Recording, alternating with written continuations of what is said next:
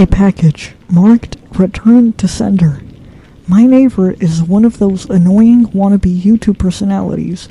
Over the years, I've seen him cough out synonym, lay flat on the hood of his car as it slowly creeps down the driveway, and douse himself in lukewarm water, all the while screaming epic win, epic fail, or fuck, epic maintenance of the status quo.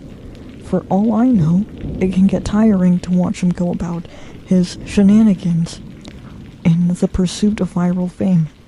So when he knocked on my door the other day, told me he was going away for a few weeks, and asked that I get his mail, honestly, it was a relief. I can't explain the peace of mind I had, knowing I didn't have to brace myself for any of his stupidity for a while. I was always afraid his stunts would wind up bleeding over into my life. Things were pretty normal for the first couple of days.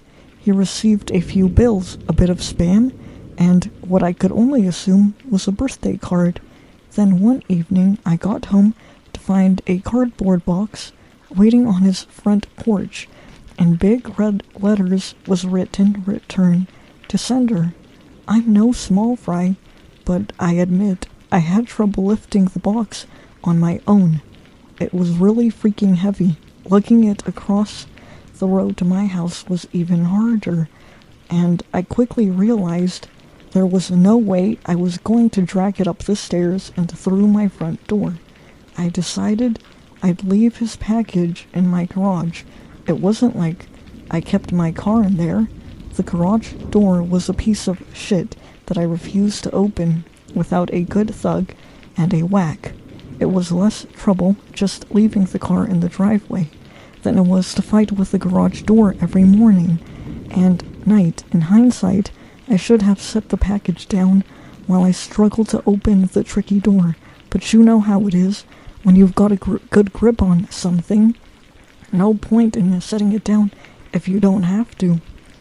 It was as I kicked the door for a third time that I lost my grip on the package, and it fell to the ground. I heard a light crack inside. Shit, I cursed. I hoped I hadn't broken anything important, but I figured I just wouldn't tell my neighbor about it, and let him assume the break happened en route. Hands-free, I finally managed to get the garage door unstuck, and boy, did it screech in protest as it rolled up and over me. I dragged the box the rest of the way, setting it in the corner for whenever my neighbor would come back to claim it, and then I forgot all about it until a few days passed, that is. I'm not sure exactly how long it took for the smell to waft in from the crack under the garage to house door, but it came in slow progression. It was a sickly sweet odor, similar to a skunk, and for the first few days after I smelled it, I genuinely assumed that's exactly what it was, roadkill, that had left its mark on my house. It was only when I realized the scent was growing more intense instead of fading that I went looking for a source. That's when I opened the garage door, and that's when the odor knocked me back, holding my nose. The culprit wasn't hard to identify.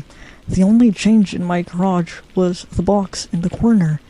I remember thinking it must have been one of those Meat of the Month subscription boxes. The meat must have gone rancid from being left out on the fridge for so long. How much meat could have been in there for the box to have been so large and heavy? An entire freaking cow? I covered my nose as I approached the box, a pair of scissors in my hands. I probably wouldn't have needed them to open it, as it had become soggy enough at the bottom to poke through with a finger, but I wasn't about to poke my finger into spoiled meat juices. That soggy bottom was the reason I had to open the box in the first place. If I tried to drag it out whole, everything would spill onto the floor. I was going to have to dump the pieces of meat one garbage bag at a time and take them down to the dumpster, a process I wasn't looking forward to. My scissors tore through the tape along the top of the cardboard box. I thought the smell couldn't get any worse, but as I flipped the flaps open, I discovered a whole new gamut of stink. It was like opening a burning oven, but instead of a heat wave, I was met with waves of piss, sweat, shit, and putrefaction. It was so bad that I staggered back and had to force down the puke, begging to guzzle out of me. I don't think I could have handled that scent mingling with the horrors coming out of the box. I'm not ashamed to admit I ran out of the door for a breath of fresh air, but in the short time I'd spent in the garage, the smell had become so ingrained in the fabric of my clothes that it clung to me like a shadow. Nothing I tried could keep the smell out of my nostrils. Not air fresheners, not a face mask, not 3 showers and a change of clothes. Every second that box lay open in my garage was another second the smell was allowed a foothold into my home. I had to bite the bullet. I returned to the garage, the flaps of the box still open as though inviting me to look. I was prepared, a clothespin pinning my nostrils shut, a garbage bag in one hand, the strongest cleaner I could find in the other, and long rubber gloves to keep my skin from having to touch what was inside. But, as it turns out, I needed none of those things. I wouldn't have to touch or clean the contents of that box. I would only have to suffer the nightmares every night. You see, there was meat in that box, but it didn't come from a cow or a pig. No, it was worse than that. It was my neighbor, dead, still in one piece, but dead. I called the cops, and naturally, they took me in for interrogation. It's kind of hard not to suspect the man with a corpse in his garage, after all. Thankfully, they soon realized I wasn't involved. My DNA might have been all over that box. The smell might have left a mark throughout my house.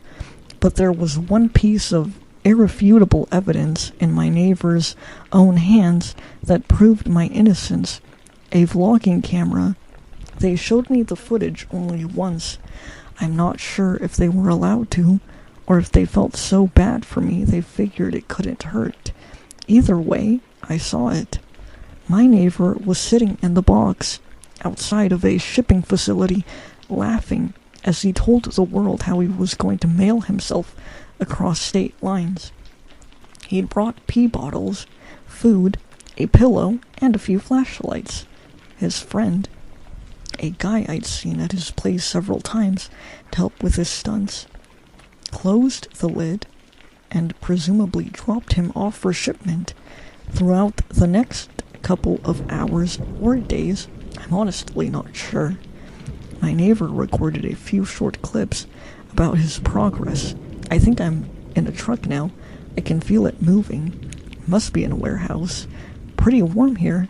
Still got plenty of food. That kind of stuff. And then, on the last entry, the box toppled over. He broke his neck, and that was it. The camera recorded until either the memory card got too full or the battery died. There's one thing I didn't tell the police after they showed me the video. One thing I heard in the footage that will haunt me till the day I die.